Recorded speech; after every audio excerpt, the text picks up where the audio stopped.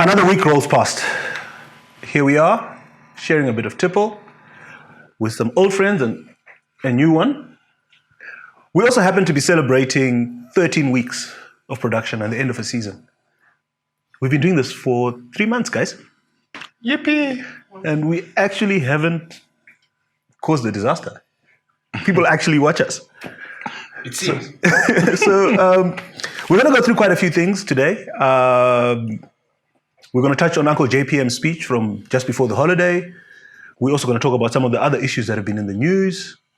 We're going to have a surprise at the end of the show. I think a lot of our viewers will enjoy that. But before we get into all of that, welcome, Lebbie. Thank you, George. A lot of our viewers have commented that we need a bit of a female flavor on the show. So, well, thank you for inviting me, and I'm so eager to find out what it feels like being in a man's space. So let's see how it goes. I'm sure you'll like it. If not, you'll enjoy the booze. I will. What are we drinking this week? But before we do that, are you wearing your 40-year-old jacket again? Vintage, George. Vintage. Second hand. Vintage. Pero. And are those golf shoes? I didn't know you were a golfer. What's your problem? But you're wearing denims today. Yes, I Kudos, am. kudos. We're celebrating. You finally have some taste. I'm not so sure about that, but, He's actually I thought I'd capable of blend relaxing, in. It seems. I thought I'd blend in with you guys. Anyway, what are you drinking today? So I'm actually having a Malawi Shandy, and I've got an interesting anecdote. The first time I went to Malawi, which is about a decade or so ago, I went and there were 2 or 3 things I was looking forward to. Jumbo, and Malawi Shandy and Mulanji rice and Mulanji tea, right? So I get there, and the first establishment I went to, I ordered a Malawi Shandy, and I got a rock Shandy, and I was extremely insistent. I want a Malawi Shandy, and nobody could make a Malawi Shandy. So then I realized that you can only get a Malawi Shandy in Zimbabwe, because in Zimbabwe we have a touch of Mazoe in our rock Shandy, and that's how you make a Malawi Shandy. So lots of sugar, perhaps not good for babies, but I'm not Good for anyone. Anyway, Lebbie, we give you the honor of determining what we drink today. All right. Us normal people. No, Yes, since people I'll have said that excuse you on that, we don't know George. what we're talking about when it comes to what we're drinking. We've got somebody who knows a little bit about wine. Okay. So we are going to have a wine today, and it's basically what people call a pink wine. So that is a rosé, and We're having a pink drink. Men don't drink pink drinks. No, So we we're don't. having a pink wine. Okay. So it's, So What's the difference? It's a wine because it's a wine. So pink drinks. So this a wine is not a this drink. Is specific. This is very specific. A pink wine. So how do we get the color pink? How do we get it to be this color? So there are basically 2 ways used now in the modern winemaking world to get that color. So the first one is you have that brief skin maceration of dark-skinned grapes. So you Okay. We've got a 6-year-old here. okay, so squeeze the juice from dark-skinned grapes, and you actually take those skins. So the maceration is actually putting the skins in contact with the wine to get that color. So what then happens is, depending on how much extraction you want, you keep it on for longer. So it can run from anything between 6 hours to 2 days. So the paler pinks is obviously brief, which is maybe your 6, your 8 hours, your 10 hours. And then you do get some really dark colored rosés. And that's probably more. That's your 24 hours or who knows. And that's the first way. And the second one, which is not really used that much, is basically taking white wine, red wine, mix it together. That sounds like cheating. It does sound like cheating, but you will find that in sparkling wines, your champagnes, your MCCs, that is actually used a lot when they make your pink champagne or sparkling wine. Why do they do that? It's because the fermentation takes place in the bottle. Ah. Yes, so it's not like the way we make wine, where everything goes into either stainless steel tanks or oak barrels. With sparkling wine, it's all in the bottle. So I'm saying too much. So we are happy. Yeah. Can we actually drink? You want to talk more when you actually have the drink. Absolutely. Not before. Absolutely. So today we are in South Africa. And it's a South African Pinot Noir Rosé. So Pinot Noir is the grape variety. Pinot Noir is a thin-skinned grape. Very feminine, very gentle. It does need to be taken real good care of in the vineyard and in the cellar when it's being made. So you will find that when you actually have Pinot Noir as a wine or Pinot Noir as a rosé, it's pretty special because not every wine farm makes Pinot Noir because it's so hard to handle. Okay. Right. Like a lady. So, So- like a lady, yes. So So it's thankfully, Tinashe is not having any. I'll do a better job of ending. but you do know what they say, right? I mean, 75% of anyone's perception on a wine is actually on the nose. So when you go through the wine tasting ritual, which is using your eyes, your nose, and your palate. So when you end at nose, you've already gone about 75%. So maybe So maybe you should try it. join the I remember bandwagon. that. Yeah, Maybe you I should. remember that. Maybe we'll let you sniff some. Did you call it sniffing? Yes, it is actually sniffing. I mean, there you you go. use your nose, right? And is it safe Yeah. on Tinashe because his alcohol tolerance is. Anyway, can we drink? So what we'll do with people like Tinashe, we give them Yeah. a glass of wine and then we give them 2 glasses of water. Please do the honors of opening this for me. Or we give them a glass of wine and we carry on with the show. So this is Doring Bay. Yes, Doring Bay from Friars Cove. It's actually distributed locally and right, that's enough.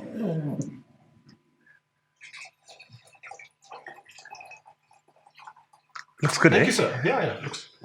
Love those bubbles. Very generous with his pause, yeah. Well, Tudama results. Oh. Cheers. Cheers. Cheers. Good to have you. Good to have you. Thank you for having me. And, well, still.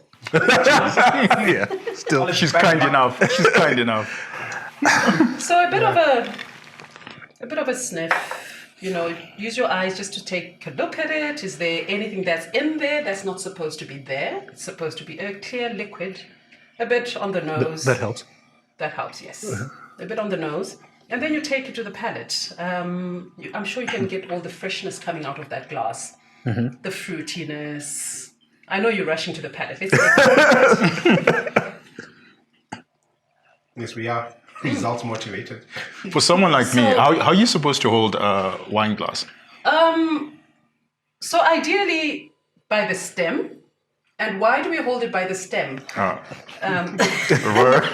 Because we are 6-year-old. We are warm-blooded. We're very warm-blooded. So this Okay. is. Let me just go back to the rosé.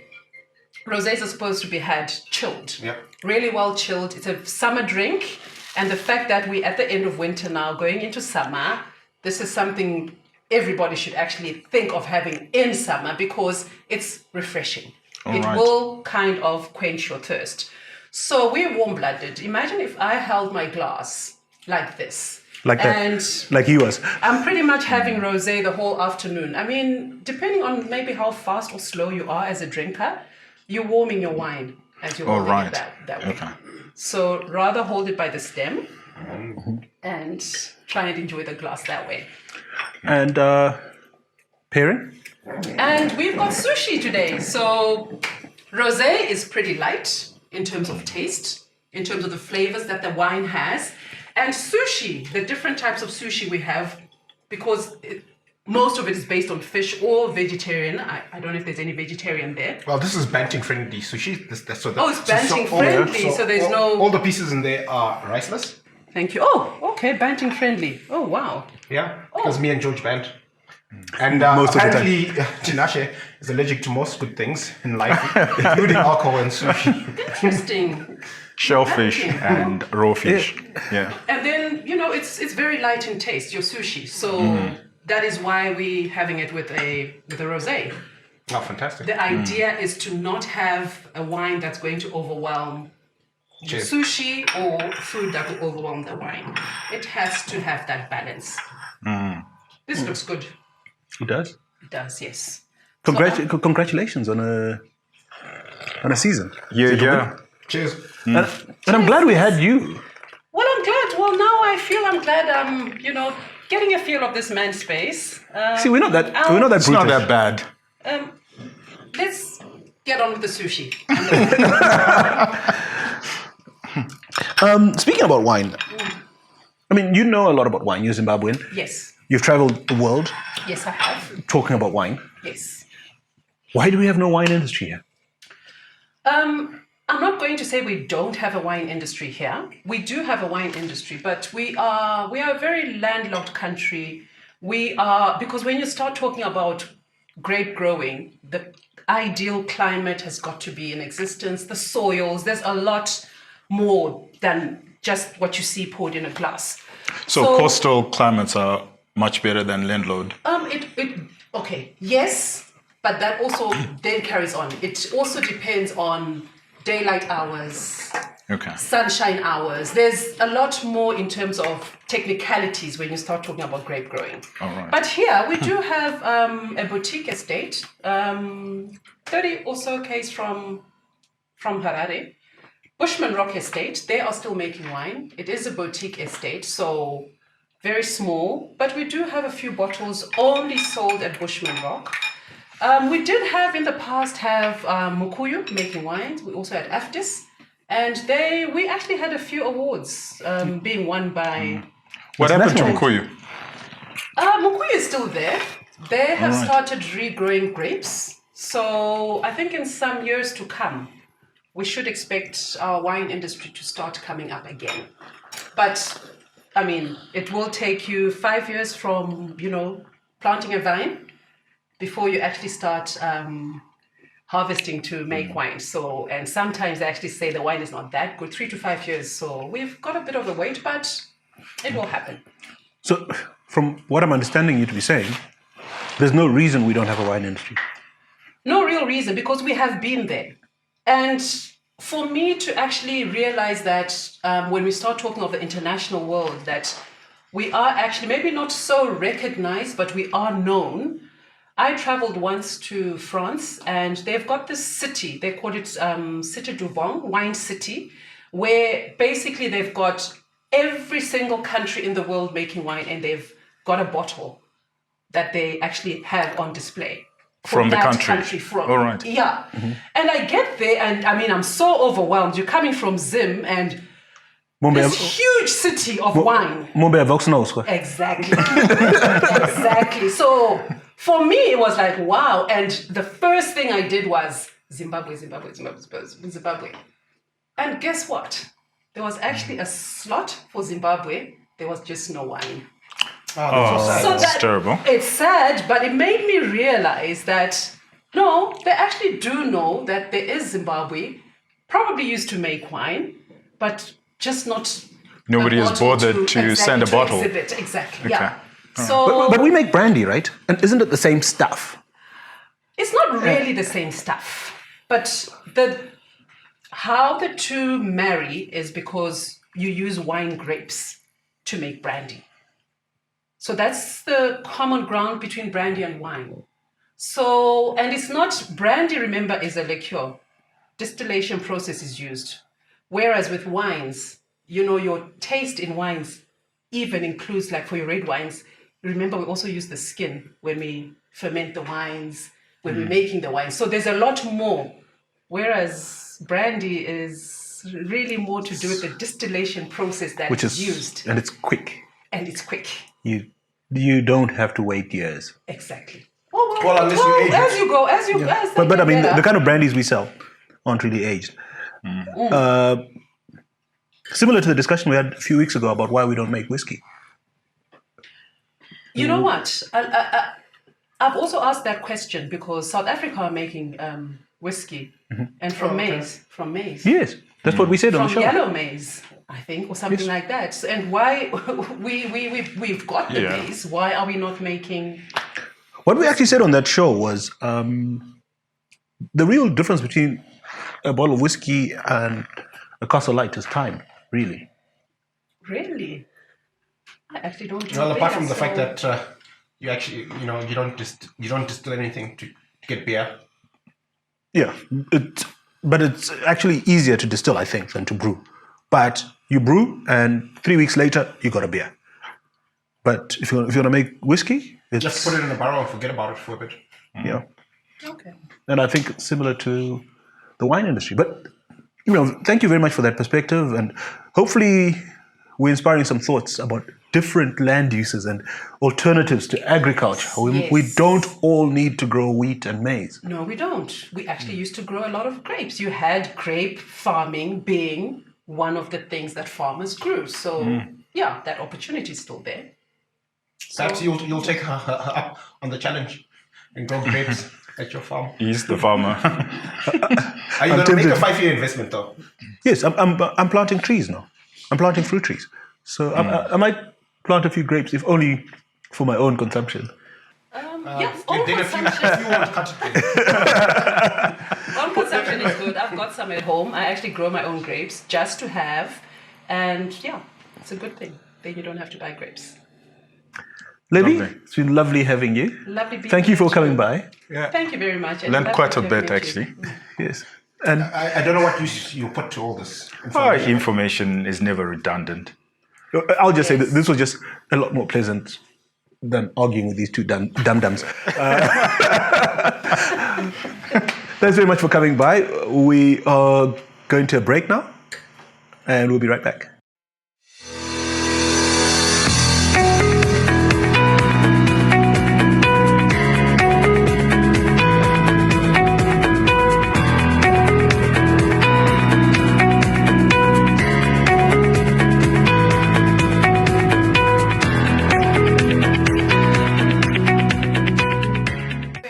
Welcome back. We hope you enjoyed that segment. We did something a little bit different. I think it was nice having a lady on set. Informative. Yeah? Yeah, quite. As usual, please participate on our social media handles. Tell us what you think. Let's have your comments. But back to today's show. Just before we went for the long weekend, Uncle JPM published his monetary policy review. First, impressions? Well, it did much. It didn't make so much of an impression. I think he came and he went, and I think one has to really dig deep in the statement itself to find particular data points or anecdotes that are useful in defining exactly what he's thinking or what the monetary institution, our central bank, is thinking, as well as what the government is thinking. So what I tend to do when I read through is to read the footnotes, because that's usually where a lot of the information is concerned. Or Well, you're a better man or than if me. you're a actually Godfather fan, it's about what's not said rather than what is said. But it's interesting, Tinashe, that you say he came and he went. Isn't that how monetary policy statements are supposed to be? Aren't we sort of returning to some sort of normalcy where only economic nerds like yourself actually read the thing, and to the rest of us, it shouldn't matter? It's usually a big thing when the Fed comes out, even in South Africa. Yeah, there's a lot of noise made about it. But you do not want a governor who pontificates. I think our history of monetary statements are by, priests and... Governors, but isn't that their very nature to pontificate? No, I think everywhere in the world, it's usually 2-3 minute statement, but it defines a lot of what happens in our monetary system anywhere in the world. So whether it's in Canada or in the UK. We're or going South down a rabbit hole again. Let's get back to... It's an important statement. Okay, so That's all I'm saying. So from your perspective as an economist, Was anything said there that you think moves the needle? Oh, yes. A lot was said. Okay. Not said, but written in the actual statement. Okay. So you have to go through the statement Okay. to actually understand. So, Yeah. hit us. And remember, explain it to us like we're 6-year-old. Okay, so remember what I said. If you're a Godfather fan, one of Michael Corleone's statements is what he was taught by his father, Vito, was it's less about what people say, but what they don't say. So what was Significant. Hey, just enjoy my anecdote, man. We want to get to the surprise at the end of the show. So the interesting bit that was not said, not one bit was said about the money supply. So the broad money supply, he totally left that out from the statement. No, he did say. No, he didn't. He gave us the figures. He told us what his new targets are: 20% growth. Okay, so George, just ask the question.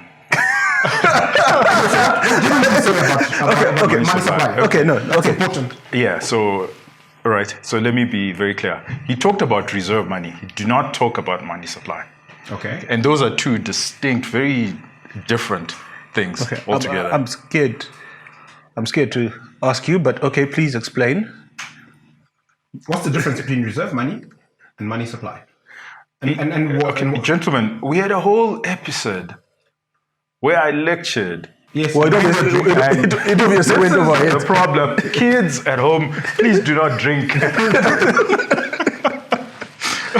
But anyway, money supply is the broad money supply in the system, the total money in the system. Yeah. And then reserve money is the base currency. So these are the really narrow definition of money. Bank balances. The bank balances. Okay. But that does not tell us what the broad money supply. So nobody, anywhere else in the world, nobody talks about reserve money. So if you were to read the Fed's account or South Africa, they would talk about broad money supply. And depending on which jurisdiction you're in, they would differentiate between M2 and M3. Okay, so we're more interested in the broad money supply. Hypothesis for Why he didn't tell us. about broad money supply. It's not hypothesis, we all know. They haven't been published in the broad money supply because that's actually been growing above 400%. What does it mean? What does this mean to my mother? It means that your money has been losing value. So that's the inflation driver, basically. He That's doesn't want us to know. the true inflation driver. So you can sort of get to understand what broad money supply is. For example, when you look at, because he did speak about the banking sector, how the banking credit has actually been growing. And there was quite, I think it's close to 100%. And that tells you that there's a lot of money that's being created in the economy. Okay. But he didn't even speak about that. He spoke very narrowly on reserve money. And again, they said that their target is 20% per quarter. Yeah. And for people, obviously, for a lot of people who do not understand the nuances and what that means, that's actually very bad. Yeah, when you say that, if you annualize 20, that's 80%, but actually It's closer to 100. It's closer to 100%. And if you pronounce, if your central bank, Your money is halving. Value in a year. in the narrowest of definitions of money, it's 4 or 5 times when you look at the broad definitions of money. Because what banks will do is, if they know that it's growing at 20%, it means that banks are growing their balance sheets at a much faster rate to beat that 20%. So it has to be way higher. So every banker looks at it and say, well, if the central bank is saying we are growing our money by 20%, the bank is just going to look at it and say, well, for us to beat that particular inflation, we have to grow our money at a much faster rate than the 20% per quarter, which is 100% per annum. So from a layman's perspective, what it means is the inflation outlook is negative. That is, the trend that we've seen with inflation coming off is about to reverse in a significant way. So for the common man, and here's just playing on words, and I think George he's the only guy that did humanities at A-levels. Do you have a finger against humanity? No, I don't actually. That's why. Okay, gentlemen, let's stay on point. Let's stay on point. So when someone says this is a tight monetary policy, when in all intents It's and very everything, it's very loose. What does that mean? Maybe you have... No, I also did O-level Shona, and I learned a phrase called kutapa mkanwa, and I'm not going to let you do that to me. Well, there we have it. But I think on more serious matters, I think it's not good for an economy or for the authorities to come out and say this is a tight monetary policy, or we're doing and claim that they've really done a good job when it's moved from 25% per quarter to 23%, and they think that that's actually tight. We're the second largest growth in money supply in the world outside of Venezuela. We don't want to. They just cut 6 zeros off their currency, didn't they? They did. Anyway, moving swiftly on. Currency. Uncle JPM had a few things to say about currency. He says, look, the auction is... Basically, he admitted he's failing to meet the demand on auction. But he came up with a few ideas of how to control it. He mentioned he can't keep up with the demand on auction. He mentioned that the gap between the parallel and the auction rate is widening. And he came up with a few suggestions of how to control that. Your take on his ideas? Well, I think I struggle to take the central bank seriously when they talk about currency, because in the first instance, they're talking about an auction, which isn't an auction by any stretch of the imagination. Okay, we're gonna ban you from saying that as well. No, I mean that's gonna go the same way as currency board. You've got to come up with new things to say. So no. I think it's important. I think we need to reason from first principles. So if our starting point is we have an auction and we want to try and fix it, right? When we actually don't have an auction, then I think then anything that we speak it's an oxymoron. In that vein, is why should we take it seriously? If we can't be, if our starting point is false, okay, right? If we are saying we're trying to get to north to the but we're going south. Yeah, look, I don't know. I'm at a loss for words. It amazes me that people actually have the time to look at these so-called solutions and try and unpack them and understand them when the starting point tells us that we're already lost and going in the wrong direction. So your view is just ignore it. Tinashe? I must applaud Rufaro for making a good axiom. We call them axioms in economics and in philosophy as well. That if your starting point or if your logic is faulty, then your conclusion will be faulty. But now, given that he said these are the things he's going to do, he said he's going to encourage banks to use LCs. He said that he's going to encourage banks to lend the 1.7 billion. George, you're a banker. Tell us what an LC is. We'll come back to that. And then he said he's going to try and get the government to release some of the foreign currency it has, so that we reduce the queue on the auction. And Mutuli has told us that in 1.5 months the queue will be gone. Okay, what's an LC? SDRs. Manna from heaven. Okay, quick segue. An LC is it's called a letter of credit. It's when two parties are trying to transact and they don't trust each other, basically. One goes to his bank and gets his bank to write a letter to the other one's bank to tell them that he's good for the money. And so then that allows, say you're importing something from China, you're importing sushi from Japan. Your Zimbabwean bank writes to the Japanese bank and says, please tell your customer he can release the sushi, put it on a ship. When it gets here, our customer is good for the money. If he doesn't pay you, we will. That's basically what an LC is. It's a letter of credit. Brilliant. So we want to borrow money to put it into the auction. Yeah, well, we want to tell the people that we owe money, or the people we're trying to buy things from. So if you're trying to import raw materials from South Africa, you get a letter of credit from your bank that tells the South African company's bank that you're good for the money. They can ship the sushi or the or the wine to you after a certain number of days, or once the wine arrives here, you will make payment. Presumably, by then you would have got an allocation from auction. Yeah, but what does an allocation mean? Because we know that there are people who've been allocated money and it hasn't moved. There's a backlog. And the backlog seems to be growing all the time. But that's why you bring in the That's why Manguchka is suggesting the LC. So That while you're in the queue, your goods come, and hopefully by the time you have to pay your supplier, you're now at the front of the queue. Am I missing something here? I mean, why don't we just price the currency appropriately and then supply will improve? Again, well done, my son. Yeah, grasshopper is learning. But that's very important. Like I said, I think less on what was said and less on what was not said and what it's actually telling us. That the central bank and the government of Zimbabwe is trying to stop a moving train. And they're trying whatever is possible to stop it. Can they stop it? I don't know why they're going against the grain. So if you think about it, the allocations on the auction system have actually gone up. So it used to be 40 million a week. It's now 45 million a week.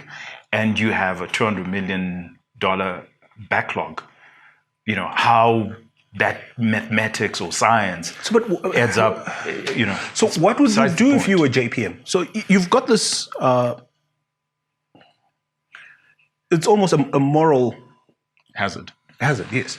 That the wider the gap between auction and parallel is, the greater the incentive is for people to go to auction who would otherwise not go to auction. So the previous governor spoke of the elephant in the room. A lot of comments, especially on Twitter and social media, have highlighted one thing that we don't have in Zimbabwe. We haven't separated the role of a regulator and central banking. Unfortunately, these two roles are in the same institution and report to the same individual. How would that help with the currency? The first stop would be, that's why there's a moral hazard. Because the guy who's regulating the financial system, the guy who's supposed to say that this auction system is problematic. So the regulator, right, whether it was in the UK or in South Africa, would have pointed out that I think the problem is the auction system is problematic because the risk within the auction system has actually increased. That's a regulation role. So you think right? that if we in this country had a central bank and a separate regulator of financial institutions, that regulator would put their hand up and say, this auction isn't working? We've seen the AG put their hand up and say this thing is not We're going to talk about the AG and later. What it does, we know that it will not stop the government and it will not stop the central bank from doing what they want, but that is a market signal. It will help a lot of the people. Because remember, without Eddie Cross, you knew that there was a backlog, but you didn't know the extent of the backlog. And Eddie Cross, what Eddie Cross was Thank doing... God for old men. For Eddie Cross was playing a financial regulation role, right? He was the one who was actually saying, you know what, there's this risk. Now, the central bank had to then come up with a solution to the risk, which, you know, whether we believe them or not, that is exactly how we should be. So we should have somebody who tells us that I think there's a risk there. And then the central bank or the government then says, yes, we acknowledge there's a risk, and this is how we're managing the risk. Then it's, you know, up to the market to believe or not to believe them. I think this is. But I think we're in a worse position when we don't know that there's a problem. I think this is a very interesting discussion that perhaps we should take a bit further. This is really good. If you say so yourself. Okay, but I made it. if you believe that, I've got a bridge to sell. Anyway, gentlemen, we've got to go for a break now. He needs to powder his nose. He needs to go to the little boy's room. We'll be back in a couple of minutes.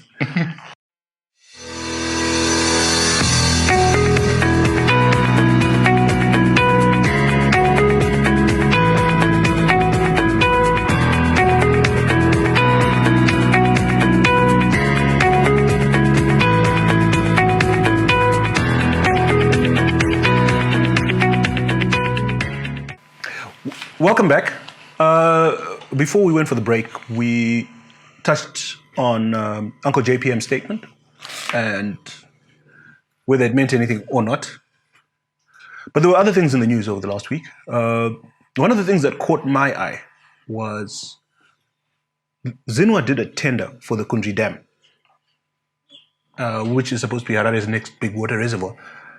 And they awarded the tender to the company that came fifth in the process. So as you can imagine, everybody else is up in arms. I'm not sure what to make of it. Could there be any plausible reason under the sun that the fifth bidder could be the winner of a tender? I have no idea. Maybe 124 is on sanctions. Look, I'm given to. And I mean, looking at this more positively, the fact that we know about it is actually a positive development because this sort of thing typically happens under the radar and we never get to hear about it. Yeah. So how do we know about it, by the way? How did it was in the news. Yeah. It was in the news. These guys appealed and it's in the newspapers. It was in the newspapers earlier this week. I think that the fact that people who are raising the flag. Yeah, people who tender and don't win have the audacity and the persistence to actually challenge the process and get a look at what the other tenders looked like, what the winner looked like, and then get this determination that actually the person who won the tender was number 5. I think it's fantastic. I think it's a positive development because historically we just talk about corruption in this part of the world and it's mostly speculation. We don't really have, cold hard facts like what you're speaking to. So I think this is a positive development because certainly now that that's in the public domain, I doubt very much that the company that won this particular tender is actually going to get the opportunity to execute. So I think it's a positive development. I think that we're going to see some reforms. I think when people are thinking about being naughty with tenders, they're going to think a little bit harder and twice. Well, we had one such solar project in Gwanda a few years ago, if you remember. Well, it's still running. Is that project? Did it even happen? Well, I'm just saying that. We bought shoes. I think that's a scam. We bought shoes. Wow. But what I find interesting, gents, is and the scale. I think the scale of the difference between the number 1 and the number 5 bidder was something like 30 or 40 million US dollars. And I find it very interesting and sad that somebody had the audacity to try and pull this off. Chutzpah. Eh?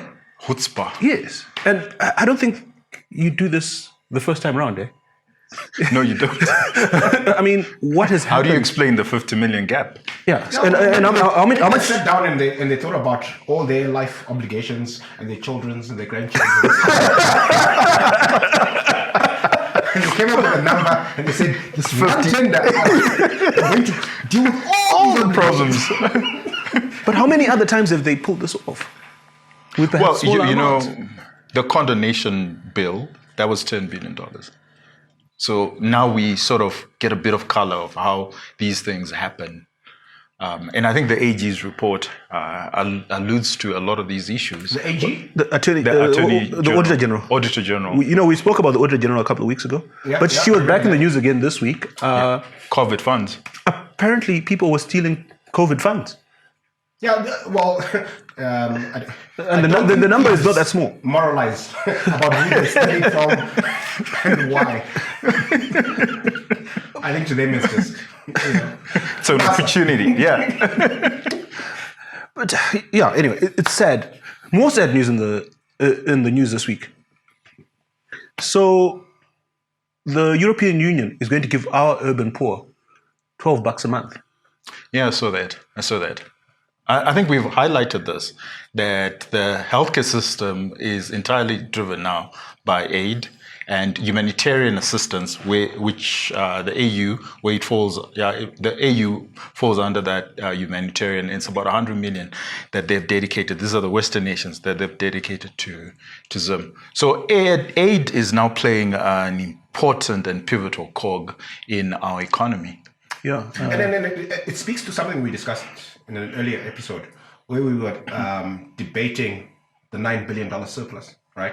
So how are we running a surplus? And well, we did debate it. We didn't debate it. We mocked it. It's good use for spending less money than we're taking in, and yet we have people suffering in abject poverty to the extent that somebody on the other side of the equator, in a different time zone, was so moved that they've decided to hand out $12 a month to Urban. to the urban poor. So I think it just speaks to the extent to which we have significant economic challenges in this country that we are not addressing. And it's a sad day that, we have such a significant portion of our population surviving on handouts. Well, 50% of our economy or of our population is in extreme poverty, is under extreme poverty. And I think the numbers, that's why the Western nations are moved and they feel they need to fill in the gap. Also in the news. You're a libertarian. Do you think this is the best way to help these people by giving them a handout? No. In fact, I wrote an essay where I called it dead aid. And I think that the Western nations need to seriously think about, when they send money, does it really benefit the country? I don't think it benefits the country. And it actually So how else would you help these people? These people are living, they are writhing in poverty, right? The European Union... Hey, you got big word. Writhing. You've been reading this week. Yeah. These guys have actually put their hand up. They're doing something about it. They're giving them $12 a month. What would you do? Okay. So context. The US has poured in, now I would say maybe $3.8 billion in aid in Zimbabwe since 1980. Have the poor reduced? The poor have actually been increasing. Yeah. Yeah. So we should let them die. No, I'm saying contextualize is they need to look at their model. Do you think they need to seriously look at their model? Be better off if that 3.8 billion didn't come in? Yes, I actually think that they'll be better off. This is a guy that thinks. So net benefit, when you look at the net benefit, I think they'll be better off. Why? Because it will force, number one, the government or the society itself to realign itself properly. Because when you look at the problems that we have as Zimbabwe, so when you look at you don't think poor people can starve and just die? Sorry, come back. So you don't think it's possible that these people could have just starved and died if they didn't have the benefit of this? No, I'm saying it's very possible, but it's a question of, the philosophical or the moral question of, is it better off having one dead than 100 dead? Because once you create this aid syndrome, what's going to happen is not just the individual, today's individual that's dying, but even future generations that are born are now so reliant on this aid that they cannot survive on their own. So there are hard decisions that we have to make. So this is the bitter medicine that we have to make. And I think that the Western nations must seriously think about it. And if you think about it, it's very simple, straightforward things. These are institutional reforms that we need. Because a lot of these... The West has tried to reform us. Okay, so let me give you a good example. I think 2 seasons ago, or 2 episodes ago, we talked about the cotton farmers. 2 seasons, geez. Me and George are drinking. It's the sugar. It's the sugar. This is also the guy who thinks that he's better off having both legs cut off than one, if you recall from a week ago. But anyway. It's the sugar. No more sugar for you. Yes, father. Yeah. Anyway, yes. So cotton farmers 2 weeks ago. Cotton farmers 2 weeks ago. Instead of the cotton farmers actually addressing the issue, which is a policy issue, they get the handout. What incentive do they have to continuously address the policy issue when there's a handout coming in? When in fact, by addressing the policy issue, they're forced to be efficient. They're forced to be efficient. They're forced to work. So that's my issue. It's not because I love or I enjoy seeing dead bodies and walking on dead bodies, but maybe you do. It's. Yes, I think Tinashe has a dark side that he's not. No, I'm not as masochist as that. But I think that let's address the core issue, and our issues tend to be policy issues. So if you look at COVID... So if you're in a European capital and you're concerned about poverty in Zimbabwe and you want to help, right? Yeah. You're against this $12 handout. What would you do instead? I would push for reforms. But they're doing that, and they've been doing that for 20 years. Well, are they? How can they push for reforms with one hand and then on the other, they're actually supporting whatever is because they don't want to watch people dying. Because whatever is there. If the people were in Zimbabwe are not interested in the people that are dying, why should they be interested in the people that are dying? I think this is a very good place for us to stop before we say anything that will get us into further trouble. We've got a surprise coming up after the break. I think our viewers would prefer... Is it more wine? It might be, but I think it's something that our viewers might prefer to your ugly mugs. Okay. I need a refill, so... I think you've had enough sugar For a week. So we'll cut off to a break now. See you in a couple of minutes.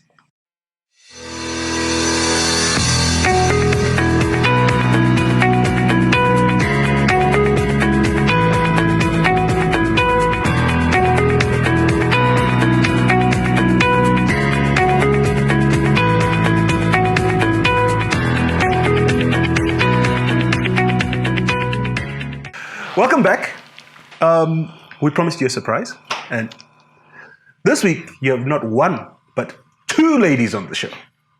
And we welcome for this last segment Zimbabwe's fastest rising pop music star. Do you call it pop music? Well, I wouldn't box myself because I do a whole lot of things.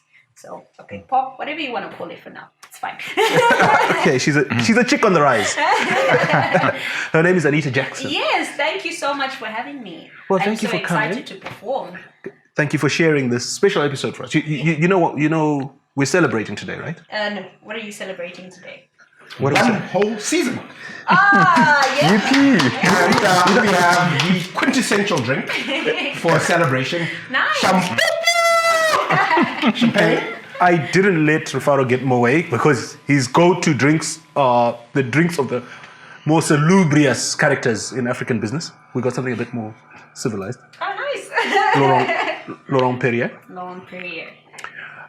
So we're going to be popping that. But Fantastic. Awesome, let's go for it. yeah, and Anita's promised to give us a song. Yes, of Later course. on. I'm actually going to give you quite a few of my songs. A few! Aren't we lucky? Yes. Yeah. Yeah. So let's pop the champagne and I can, get into it. You're our kind of girl. Well, Yes, let's go. Let's do it. Let's do it. Oh, this bottle, by the way, is courtesy of our friend, the company man. Shumba. Pajese. Thank you. Yes, Wemashualdo. we are cut from the same cloth. Why is it Chumba Pazese? Well, you're the intellectual. Are you gonna have it? No, I'm gonna have my Malawi Shanti. So let's Double do Malawi it. No, you need more in there. Yes, I do. Well, you know that lions are on top of the food chain, right? So they say. But No. continue. This is a fact of nature. Elephants. Your Elephants would have. opinion, but not Elephants would facts. have. Okay, elephants would have a different opinion. Shut up. Well, here's to more successful seasons. Yes. Cheers. Cheers. I'm looking forward to. I'm looking forward to next season. Before we cut away, so I usually cut away and say something inspiring. I don't know if you've watched any of our episodes. Yes, I have. I try and say something inspiring before we cut away. But maybe we'll give you the last word today. Would you like to give us a couple bars? Yes, sure, definitely. Okay, let's go. Dione chimoto, skin brown and beautiful coco. Look in the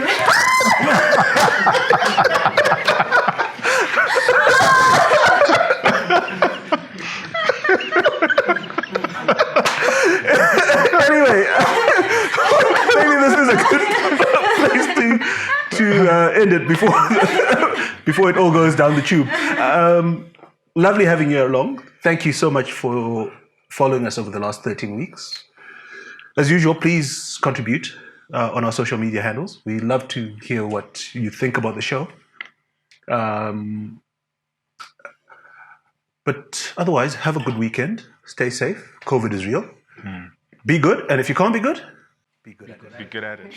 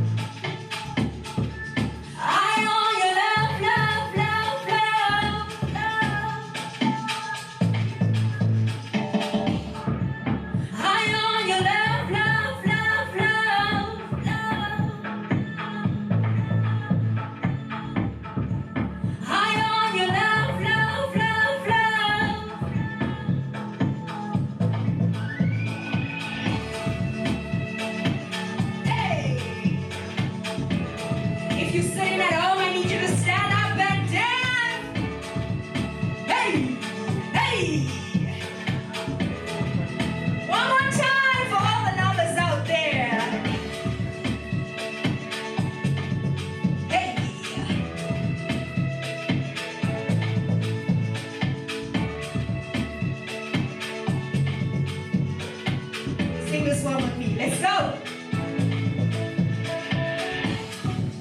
High on your love, love, love, love. High on your love, love, love, love, love. One more time, let's go. High on your love, love, love, love, love. High on your love, love, love, love.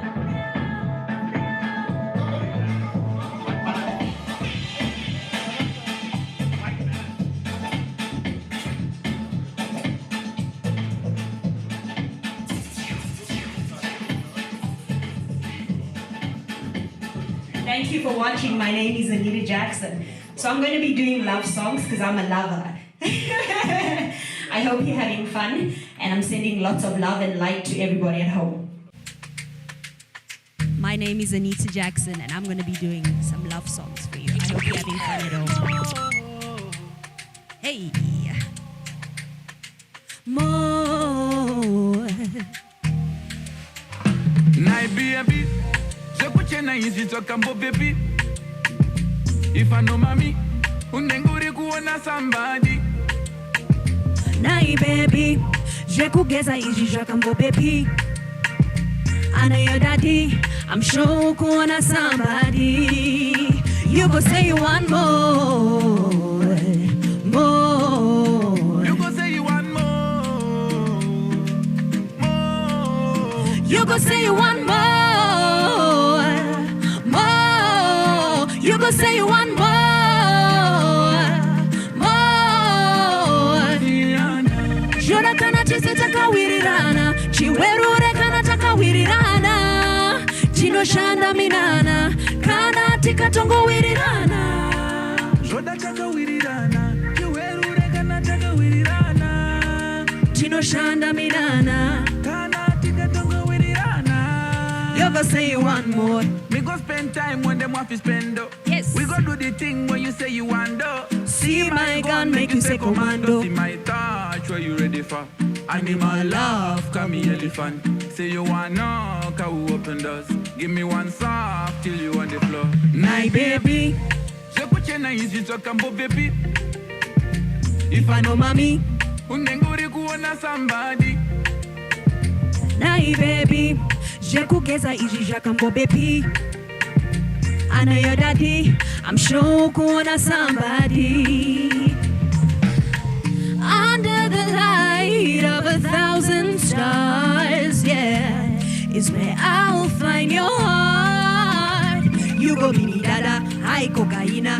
In a Casablanca, I'll be your alabina. Cause you got the keys, boy, you the sim-sima. Love kakazole, and you are me winner. You go say you want more, more. You go say you want more, More. you go say you want more, more. You go say you want more,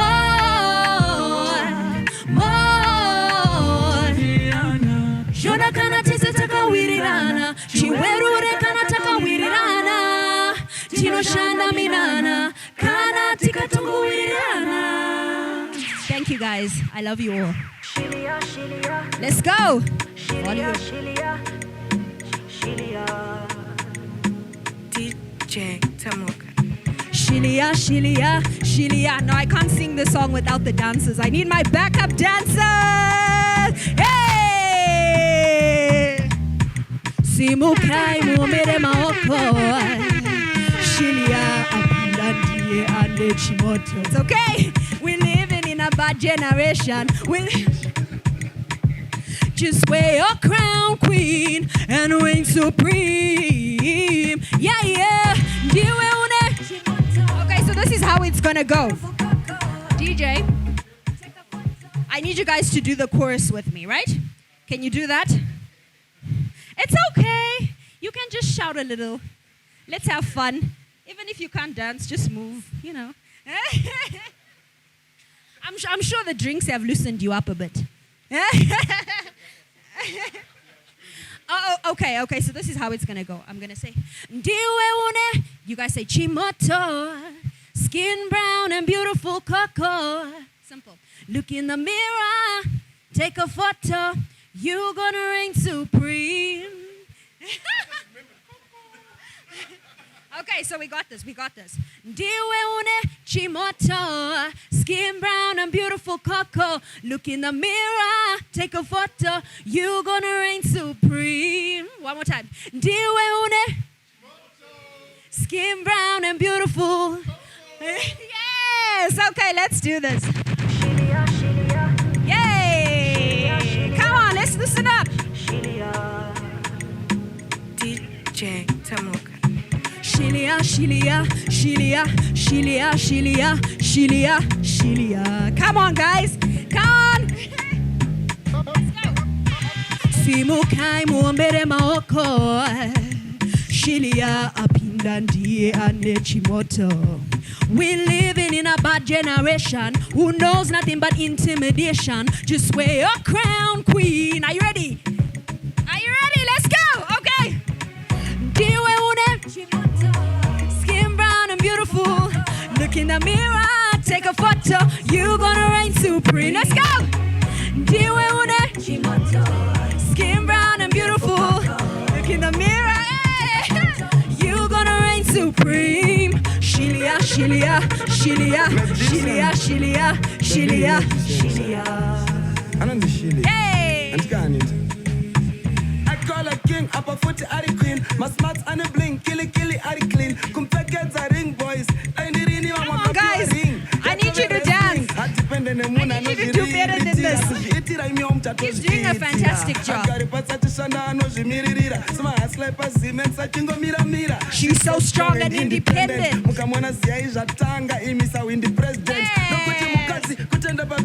She's the reason why I got a gender equality. So the chorus is coming up. Are you ready to do the back ends? Yeah, yeah. Ndiwe une skin brown and beautiful. Look in the mirror. You're gonna reign supreme. Yeah. Ndiwe une skin brown and beautiful. Look in the mirror. Take a photo. You're gonna reign supreme. Shilia, Shilia, Shilia, Shilia, Shilia, Shilia, Shilia.